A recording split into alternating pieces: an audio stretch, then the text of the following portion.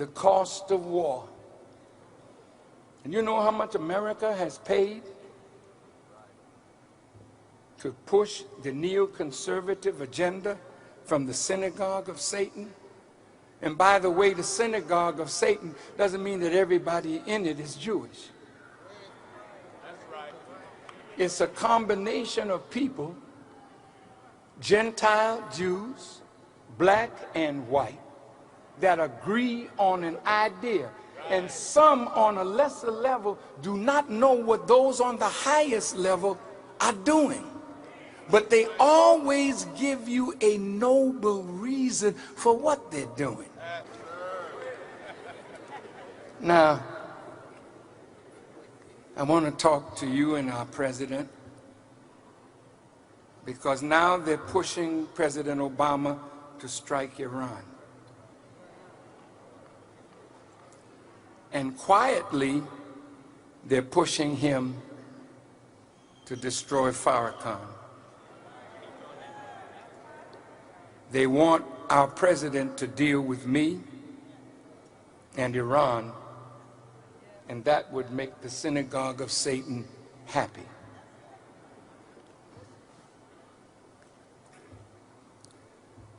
Israel's Vice Prime Minister Moshe Ya'alon voiced disappointment in the Obama administration, saying election year considerations lay behind its caution over tougher Iran sanctions sought by U.S. legislators.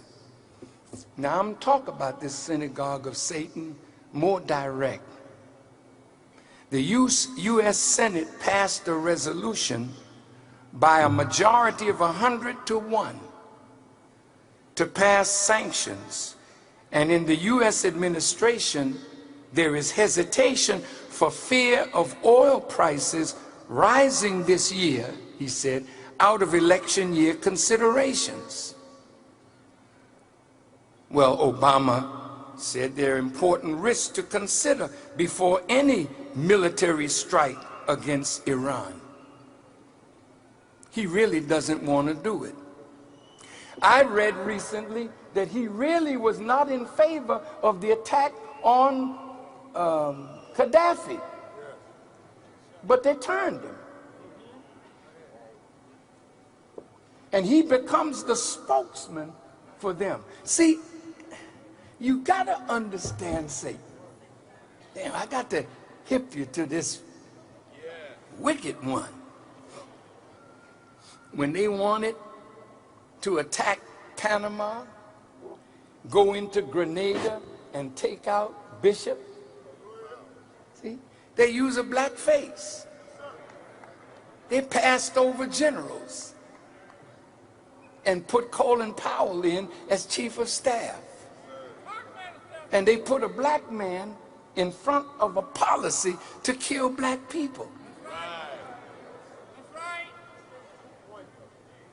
And some of us like that because we get a pat on the back by our former slave masters and their children.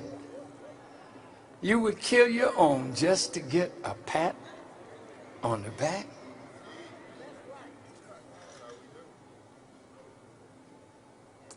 Now they wanted Obama in the White House for several reasons.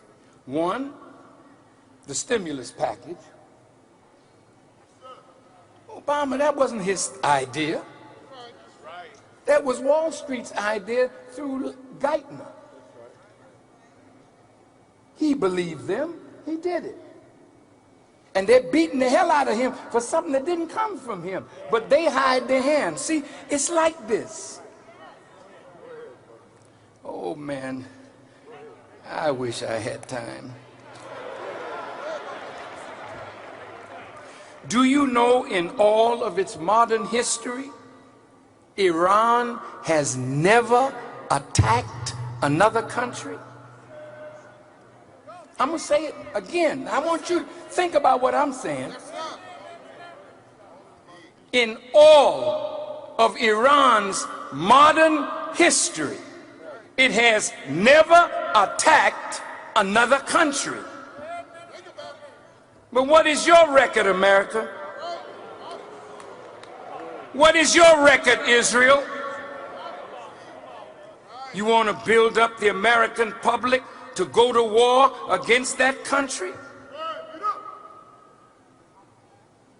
I don't care what they say, what Iran say. I say harsh things too. But I've never hurt nobody except with the truth. And if I hurt you with the truth, well, you just be hurt.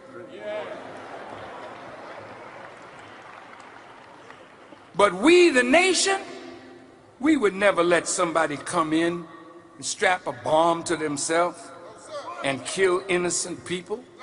If we know it, we stop it.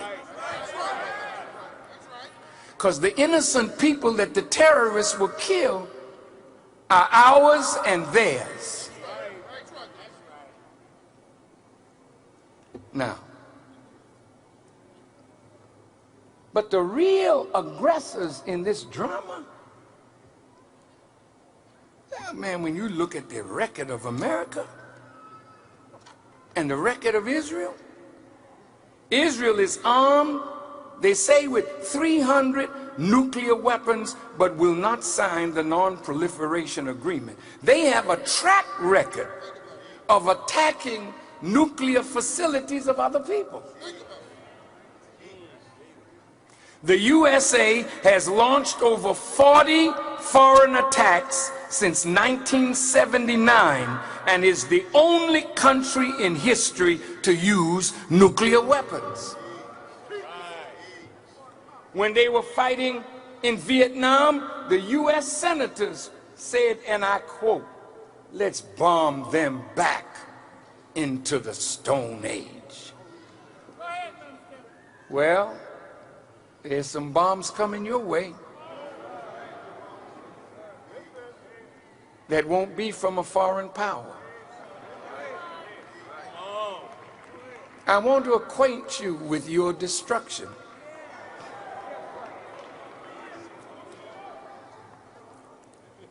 The door is getting more narrow now for you. Israel, you bombed Iraqi power station in 1981. You attacked and invaded Lebanon, 25,000 plus Syrians and Palestinians killed. In 2003, military incursions into Gaza and Nablus. 2006, attacked and invaded Lebanon, killed over 1,000 men, women, and children. 2007, attacked and bombed Syria. 2008, February, attack on Gaza, over 100 murdered. 2008, November, attack on Gaza, killing over 1,300 civilians, and then refused to cooperate with UN investigations. 2010, 9 murdered in attack on an aid flotilla in international waters. Iran, 0 attacks. 0. Let me ask you a question. Last night, they had something on television celebrating the 70th birth anniversary of Brother Muhammad Ali. Why do you love him? Is it because he was a great fighter? Or did you love him because he stood up for a principle?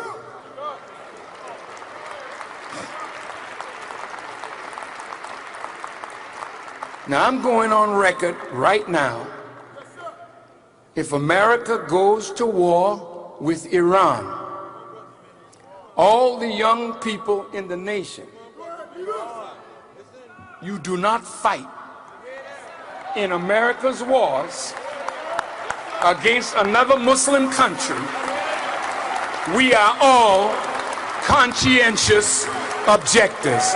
Don't even tell us to use our medical skill in your army. We won't have to fight. We ain't going nowhere near that.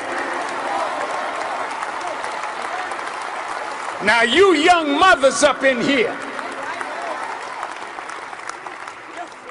and grandmothers that got these young warriors and they tell you they ain't got no job, they want to join the army, you tell them, come on, baby, we'll create a job before you go to fight for the enemy. The enemy!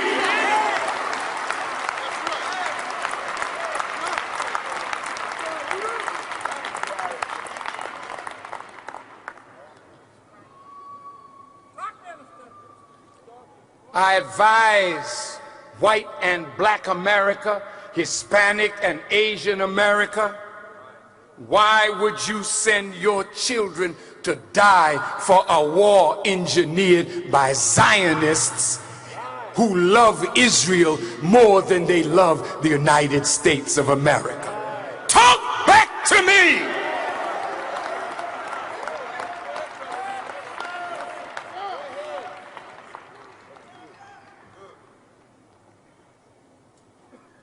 Lieberman, the senator from Connecticut, he said, with 32 senators with him, they moved the goalpost. It was, if Iran developed a nuclear weapon, we all go after them. Now they changed the language. One word.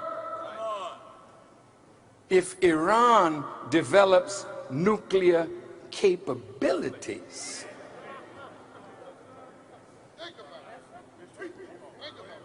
we'll go to war. Iran is already at that stage.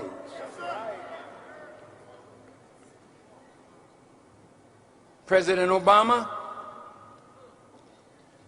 I believe you love the American people, but if you bow down to Israel and send American soldiers to die really for Israel, not for you, not for America, anybody in their right mind in the Muslim world would attack America knowing the response? America boasts that she could kill the planet 3 times over.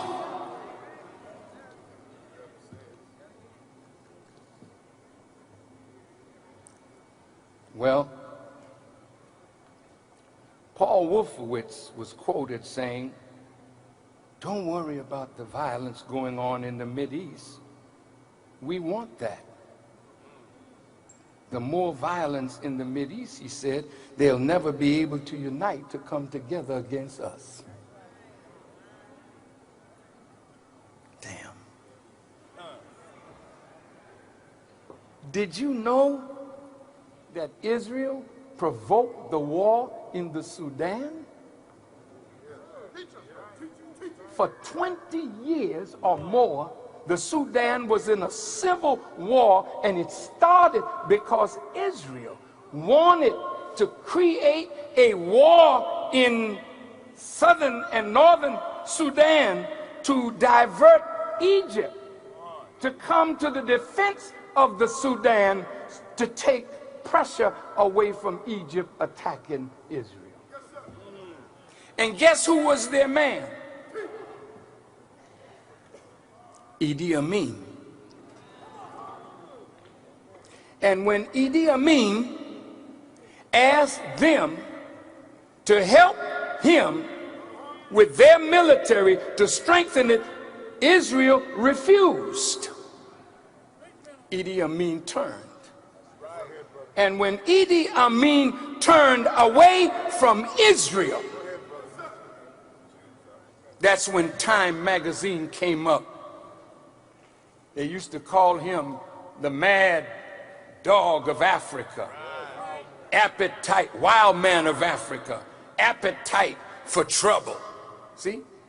This is the way they depicted Muammar Gaddafi, the mad dog of the East. See? So whenever they get ready to kill somebody, they have to make you think they're worthy to die. So at that time, they influenced Julius Nyerere to attack him and overthrow him.